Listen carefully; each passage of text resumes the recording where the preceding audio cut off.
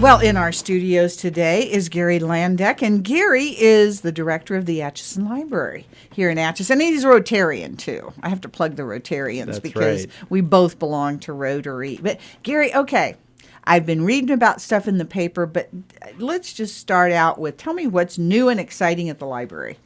The really big news right now is I think most people know about our renovation plans at the library.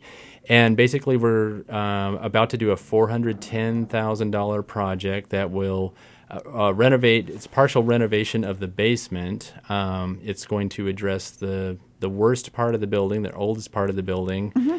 And that we're turning that into our children's library. So we're moving the children's library into the south end of the building. Okay. And then our meeting room space up into the north end. Now, the children's library has kind of been in that when you first walk down the stairs, isn't it? So Exactly. It'll be moving to the south, Exactly, right? exactly. Okay. So, and in fact, this is where the children's library started. We built the children's library in 1958 in the old part of the basement where it used to be. So I'm really happy that we're able to move it back into that original space again. And really the reason we're addressing the children's library is that we received a gift from a former Atchison resident a few years ago. Her name was Patricia Bump, and she graduated from Atchison High School in 1956, moved away, was a school librarian in Topeka, never married, never had children, was obviously great at saving money because she left us $124,000 when she passed away a few years ago. So we were really, really grateful to Pat for that gift. And she wanted something permanent for the children's library. So working with the trustees of that gift for the last couple of years, we determined that we were going to renovate the children's library. We did an architectural assessment of the building a few years ago, kind of realized that moving it back into the south end of the building would be the best way to optimize that space. Mm-hmm. And so we're going to rename the children's library after Pat once it's all finished, renovate that area, and that'll leave the north end of the building. Hopefully, we're hoping the money goes far enough to address the meeting room space up there. But because that newer part of the building in the basement is much more open, a lot better suited for meeting room space. So we're hoping we can squeeze that in too. Now, you said a $410,000. Where's the money coming from? Because all my listeners are wanting to know how tax dollars are being spent. Of course. Well, I think they'll be really happy to hear this. Obviously, we had the $124 from Ms. Bump. Uh-huh. We received another gift of $133,000 in December from another from an Everest, Kansas resident. Her name was Vilma Demmel.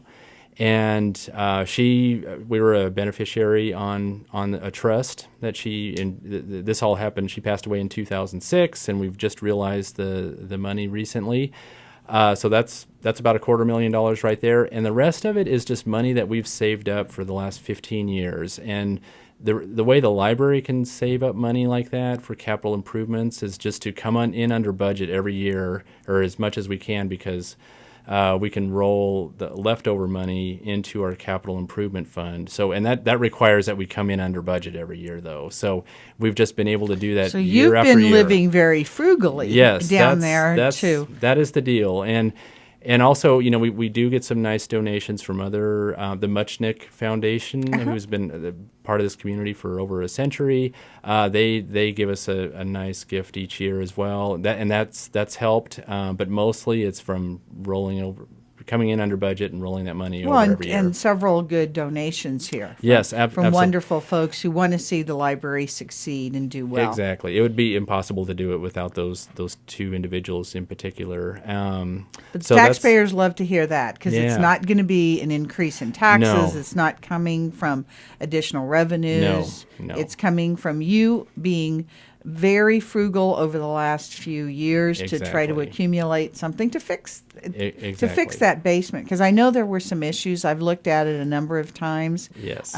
With I don't think I looked at it with you, but I did look at it with a couple of your predecessors, trying to figure out what are we going to do with this and how to divert this water and that type of thing. Those were big problems, and those, 10 years ago, PJ Capps was the director at that time, and PJ had to deal with some really serious infrastructure issues with the building, and she and also my immediate predecessor, Diana Weaver, those two and the boards who they served with, they had to deal with some hard things with the building to get it fixed up so that we could do something like this. We've already had, an architectural assessment done of the building, and finally it has good bones. So before, for many years it did not, and so they've addressed all of those things.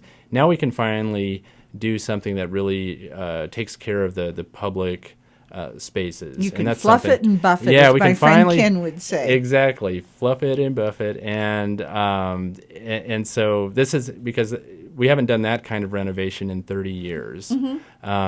Before it was all, just set up for stacks. That was before computers came along, all of that stuff. We've had to just kind of retrofit things, for years and years, and now finally we can do something to really modernize the library. Well, and you're doing so many things with library exchanges. You can get books from all over. Tell me about the system that you're putting into place where it's self-checkout. Yes. Is that new, Gary? Yes, that's new, and that's something libraries have been experimenting with for about 10 years now, and so we're catching up with in that area. Basically, it's just another option for our patrons when they come in. You can pick up your own holds. If you put things on hold yourself, you can just come in and pick them up off the shelf yourself and check them out yourself. It's again a good use of people's time, Right? Because it's like the self-checkouts at the department stores. Okay, this summer, tell me what's going on this summer. So this summer, of course, we'll have our traditional summer reading program. That's an all-ages program we do. It usually runs about 8 weeks from the end of May to the end of July. So we have, prizes for reading. It's really, of course, heavily geared toward the kids to keep the kids reading over the summer, so as they transition from one school year to the next. But we also try to draw the adults into it as well. So we'll have some musical performances, and so folks who have done this with us for a few years, it'll be similar in that way. The folks who organize Summer Sounds want to bring it back to the courtyard because apparently it was more successful in the courtyard, and we love that. I mean, it's just we want the library to be a community resource. Susan Turnbull, our downtown coordinator, she is interested in having some events in the courtyard as well. Nothing confirmed there yet either, but we're like that. Susan will be thinking up some things for you. She'll keep you busy. Definitely. So we're looking forward to having all of those things back this summer. That's really exciting.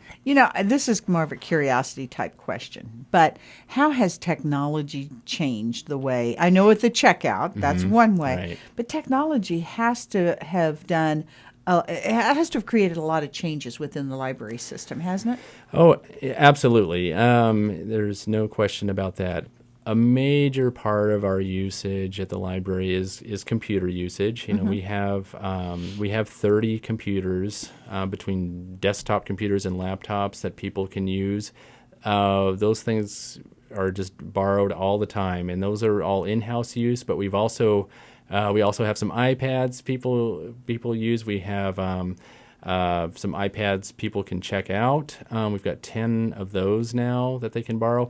You can also take the internet home with you. We have these things called MiFi devices, and it's just a little box that you take it home with you. It basically gives you an internet connection at home using cellular technology. Those things, we've got a huge wait list for those now, but we have those, and all of these things are, these are all paid for by the either local tax dollars or through our state library. And so, all of these things we loan out for, by the time you get them, you can just take them home. You don't have to pay any more for them. So all of those things have really significantly changed the way that we do things at the library. And to me, it's really exciting.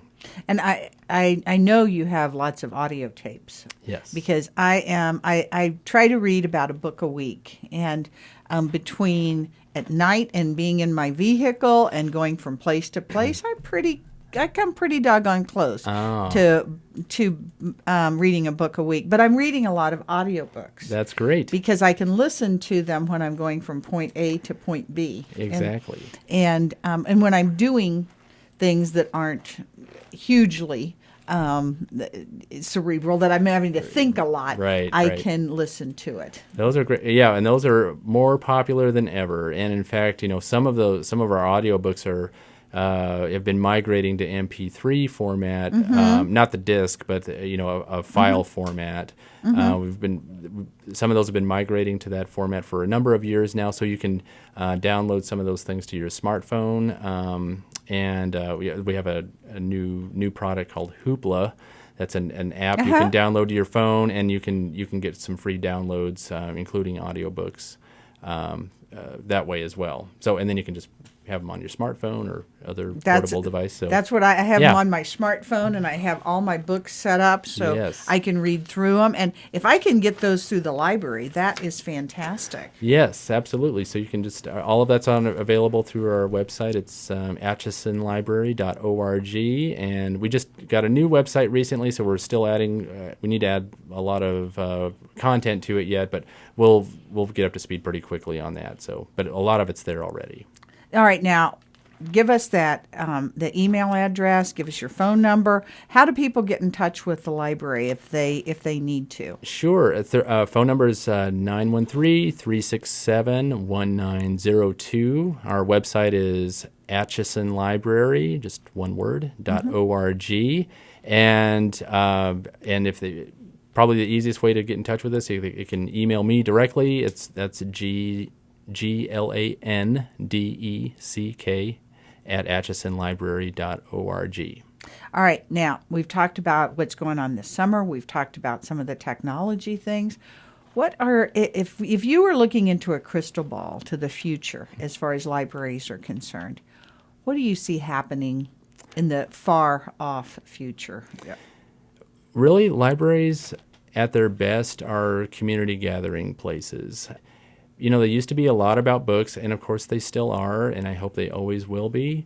And in a small community like ours in particular, we need those kinds of places where people can get together. Yeah, whether it's just meeting room space, or you just want some other place to go besides home to do something. But really they provide a lot of those kinds of amenities that you may not want to buy yourself. Like, of course, you can buy all your own books if you want to, or your own computer and things like that. But things that kind of make sense to share, kind of community shared. Well, when you're talking about the audiobooks, but books, whether it's your iPad or any of the other devices that show you books that you can read online. Right.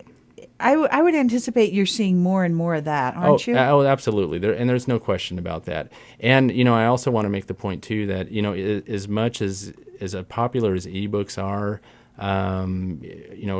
across the country and everything, print books are overwhelmingly in demand, much more in demand than ebooks are. Even though ebooks just continue to rise each year, most people, I've been a librarian here and back in Colorado, people overwhelmingly prefer print, interestingly enough, and that includes especially teenagers, oddly enough. Real? See, I was going to ask you, is that more of a generational thing? Not really. In fact, a lot of boomers, particularly, they seem to really like ebooks a lot more. But teenagers and young children, they really like print books. Especially families who have young children, they really like picture books, especially. So it's kind of an interesting thing. But print is overwhelmingly more popular still, and it doesn't seem to. It's ebooks keep rising each year, but they're still. Print is really outpacing them still. Gary, so. This is so fascinating. I love hearing about what's going on at the library, because I do think it's a gathering point for our community, and it supplies so many things for folks that education, knowledge is always power. And And I firmly believe in trying to educate people the best we can. And you are doing such a fantastic job of it. I applaud you. And I'm excited about all the renovations and all the things that you're doing. You got to come back and see me again. We got to talk about where libraries are going. Absolutely. I'd love to do that. All right. Yes. Thanks so much, Gary. I appreciate it. Thank you, Louise. I really, it's a pleasure being here today. And remember, call me for everything real estate, 367-3116.